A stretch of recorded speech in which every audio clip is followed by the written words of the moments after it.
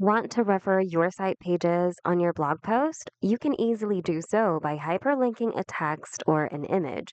Perfect for those who want to link to their site's product page, services page, etc.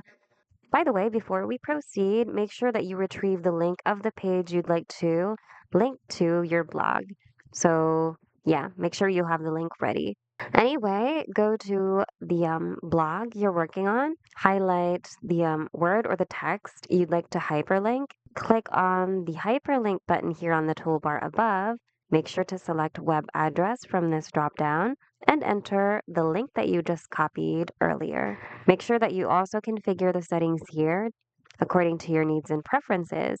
In my case, I'd like the link to open in a new tab for the reader's convenience. So once you're done, click on Save.